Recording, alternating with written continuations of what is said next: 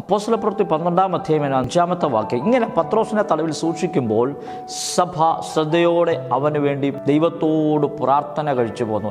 അടുത്ത വാക്യം താഴോട്ട് വായിക്കും. നമുക്കറിയാം ആ കാരാഗ്രഹത്തിനകത്ത് ദൂതൻ ഇറങ്ങുന്ന ഭാഗമാണ് നമ്മൾ വായിക്കുന്നത്. അപ്പം സഭയുടെ ശ്രദ്ധയേറിയ പ്രാർത്ഥനയ്ക്കകത്ത് ദൂതന്മാർ ചലിക്കുമെന്ന് നമ്മൾ വിശ്വസിക്കുന്നുണ്ട്. ബൈബിൾ അങ്ങനെ തന്നെ പഠിപ്പിക്കും. അപ്പം നമ്മുടെ ശ്രദ്ധയേറിയ പ്രാർത്ഥന ഒരു ദൈവസഭയുടെ സഭയുടെ പ്രാർത്ഥന വളരെ വിലയേറിയതാണ്. അത് നിസ്സാരമായി നിങ്ങൾ കാണല്ലേ കർത്താവെ. കൂട്ടായ്മകൾ നിങ്ങൾ നിസ്സാരമായി കാണല്ലേ. സഭയുടെ ശ്രദ്ധയേറിയ പ്രാർത്ഥനയ്ക്കകത്ത് ദൂതനിറങ്ങി കാരാഗ്രഹത്തിൽ നിന്ന് പത്രോസിനെ വിടുവിക്കുക മാത്രമല്ല, 1-ാം കാവലും 2-ാം കാവലും കടന്ന് പട്ടണത്തിൻ്റെ വാതിൽ അവൻ്റെ മേൽ സ്വതവേ തുറന്നെന്ന്. അപ്പം നിങ്ങളുടെ സഭയുടെ ശ്രദ്ധയേറിയ പ്രാർത്ഥനയ്ക്കകത്ത് 1 ദൂതന്മാർ ചലിക്കും, 2 കാരാഗ്രഹത്തിൻ്റെ കെട്ടുകൾ പൊട്ടും, 3 വാതിലുകൾ നിങ്ങൾക്ക് വേണ്ടി തുറക്കും.